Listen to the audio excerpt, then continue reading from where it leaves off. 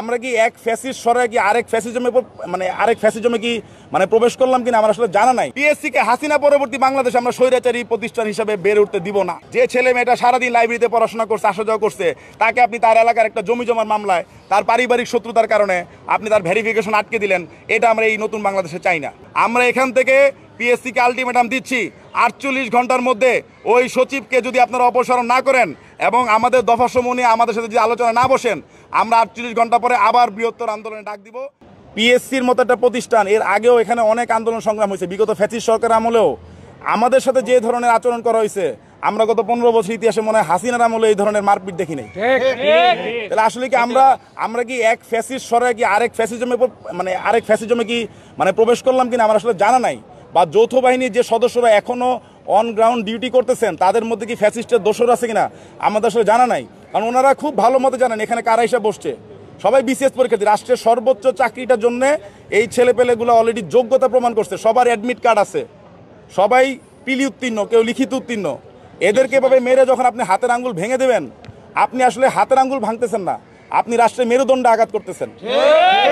এখন আপনি যদি ভবিষ্যতের মেরুদণ্ডহীন বাংলাদেশ দেখতে চান, তাহলে আমাদেরকে বারবার মারেন, আমরা বারবার যাব। আজকে এই ভাইয়ের হাতের আঙ্গুল ভাঙছে, কালকে আমার হাত ভাঙবে, কালকে ওর কপাল ফাটবে, কিন্তু আমরা বারবার যাব। ততদিন পর্যন্ত যাব যতদিন পর্যন্ত আমাদের যৌক্তিক দাবির একটা দাবিও পূরণ হতে বাকি থাকে।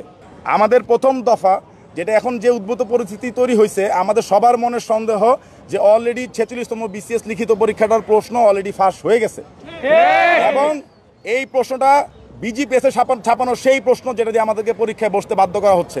আমরা চাই নতুন করে পিএসসি প্রশ্ন মডারেশন করে যৌক্তিক সময়ের মধ্যে, সেটা 1 মাস পরে হোক 1.5 মাস পরে হোক, আমাদেরকে নতুন প্রশ্নপত্রে পরীক্ষা নিবে।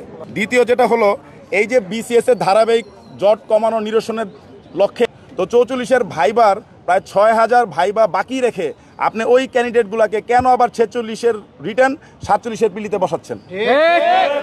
আমাদের তৃতীয় দাবি যেটা বলতেছি, লিখিত খাতা মূল্যায়নের গতিময়তা, নিরাপত্তা ও নিরপেক্ষতা আনয়নে কমিশনে বসে খাতা দেখাইতে হবে।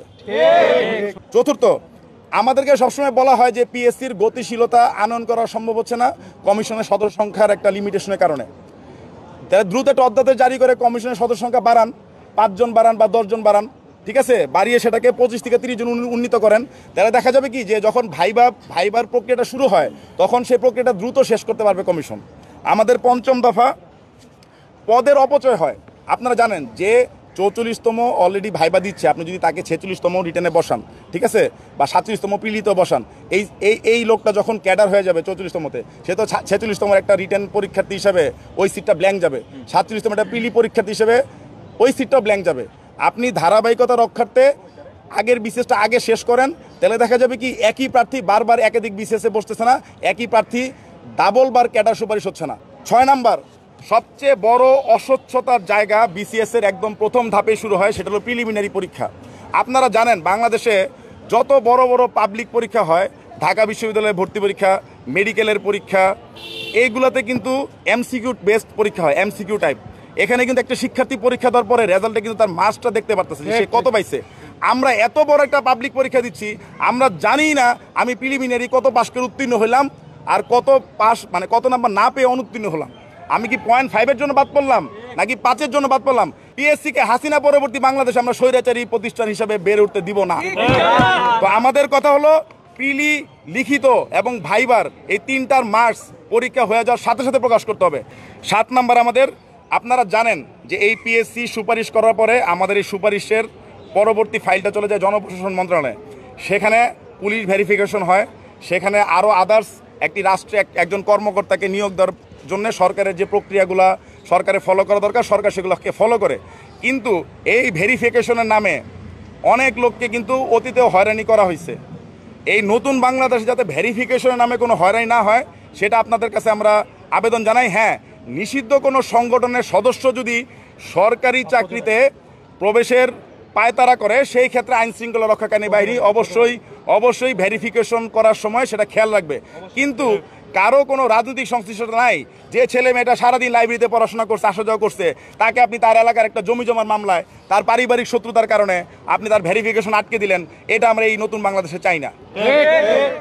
অষ্টম এবং প্রায় লাস্ট দফায় আমরা চলে গেছি, এই যে 44তম বিসিএস যেটার এখনো রেজাল্ট হয় নাই, আমরা চাই এটার ক্যাডার পদটা একটু বাড়ানো হোক যদি স্কোপ থাকে, এবং সেই সাথে যারাই ভাইবা দিচ্ছে নন ক্যাডার নিয়োগটাও এখন পিএসসির আন্ডারে হয়। আপনারা জানেন যে আমরা ভাইবা উত্তীর্ণ হওয়ার পরে কেউ খালি হাতে ফেরত আসতে চায় না।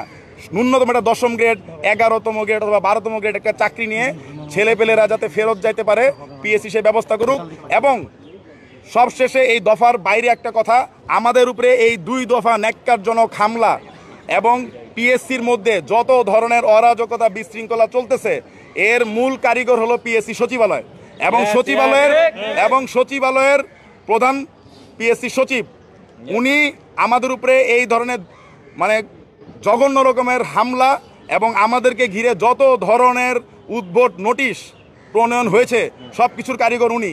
আমরা এখান থেকে পিএসসিকে আলটিমেটাম দিচ্ছি 48 ঘন্টার মধ্যে ওই সচিবকে যদি আপনারা অপসারণ না করেন এবং আমাদের দফাসমূহ নিয়ে আমাদের সাথে যদি আলোচনা না বসেন, আমরা 48 ঘন্টা পরে আবার বৃহত্তর আন্দোলনে ডাক দিব এই ঢাবির সেন্ট্রাল লাইব্রেরির সামনে থেকে।